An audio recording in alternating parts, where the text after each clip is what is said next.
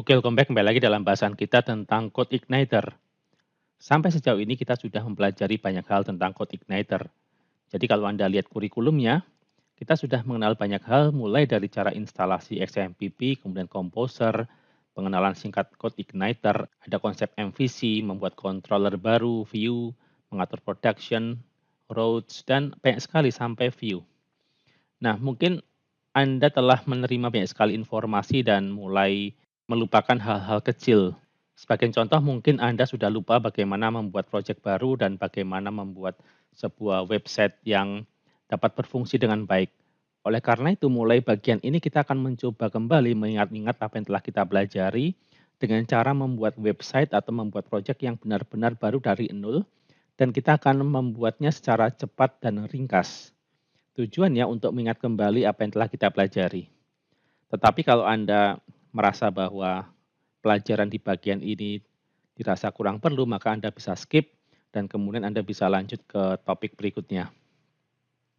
Jadi sekali lagi kita akan mencoba mengingat kembali apa yang telah kita pelajari dengan cara membuat proyek yang benar-benar baru. Maka tahap pertama yang kita lakukan adalah kita membuat proyek dari awal. Dan ingat bahwa kita bisa membuat proyek dari awal dengan menggunakan Composer. Anda bisa masuk ke dalam situs Code Igniter dan Anda bisa mencari kata kunci dengan menulis Start Project dan Anda akan melihat ada perintahnya di sini. Maka silakan Anda luncurkan command prompt. Lantas, kalau sudah kita masuk ke dalam XMPP dan htdocs. Kalau Anda menggunakan XMPP, maka mulailah dari XMPP/htdocs. Ini adalah folder utama di mana Anda membuat project. Setelah itu, setelah projectnya terbentuk, baru Anda masuk ke dalam direktori di mana project itu berada. Kita buat project dengan nama website. Kita ketik Composer, create project, Code Igniter, versi 4, app starter, dan beri nama website. Kalau sudah, tekan tombol enter. Tunggu sampai kita menyelesaikan proses ini. Seperti yang Anda ketahui bahwa proses ini berlangsung beberapa menit tergantung dari koneksi internet Anda. Kalau sudah selesai, maka kita bisa masuk ke dalam proyek tersebut.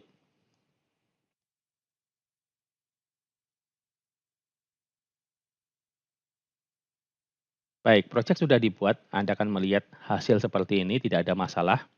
Intinya, kita sudah bisa menjalankan proyek itu.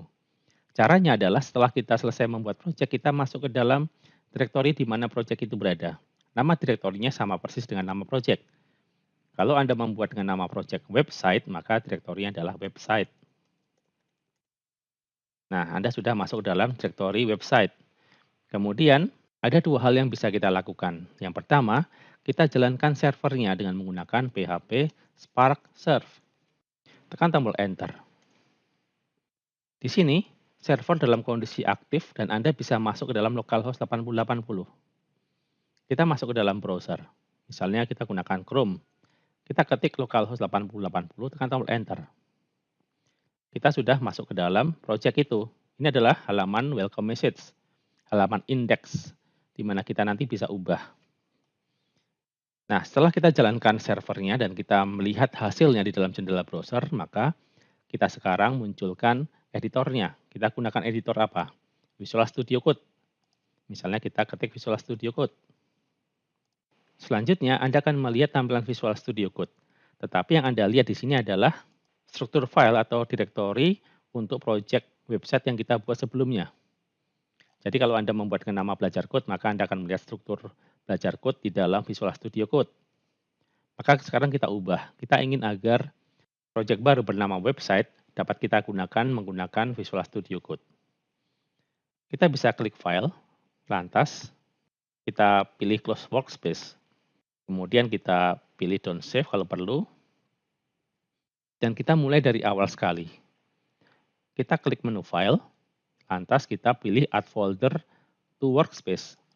Cari folder website yang ada di dalam XMPP. Kita klik drive C, kemudian kita masuk ke dalam XMPP. Kita buka htdocs dan kemudian kita pilih website. Tekan tombol add. Tekan tombol yes kalau muncul kotak dialog "Do you trust the authors of the files in this folder?" Tekan tombol yes. Kalau sudah, kita klik pada ikon Explorer. Nah, di sini Anda akan melihat direktori-direktori baru untuk proyek dengan nama website yang kita buat. Pastikan pada folder utamanya atau direktori utamanya adalah website. Atau kalau Anda membuat dengan nama proyek sendiri, pastikan namanya ada di bagian paling atas ini. Sekarang kita cek apakah benar bahwa direktori ini mengontrol tampilan yang ada dalam browser. Kita cek. Kita buka pada app. Lantas kita buka pada controllers. Lantas klik home. Region view untuk sementara kita ubah menjadi tulisan biasa. Maka di sini satu baris ini kita jadikan komentar agar tidak diakses oleh CodeIgniter. Kita klik edit, lantas pilih toggle line comment. Di bawahnya kita buat echo. Selamat datang di project website. Titik koma.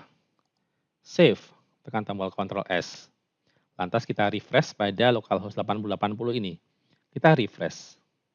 Baik, Anda akan melihat selamat datang di project website. Berarti editor ini sudah mengedit file yang benar. Apa yang kita tulis nanti di sini akan terlihat di dalam jendela browser. Sampai sejauh ini kita sudah membuat project baru, sudah memiliki project dengan nama website, dan kita akan lanjutkan ke tahap berikutnya yaitu mendesain website menggunakan semua pengetahuan yang telah kita pelajari pada CodeIgniter.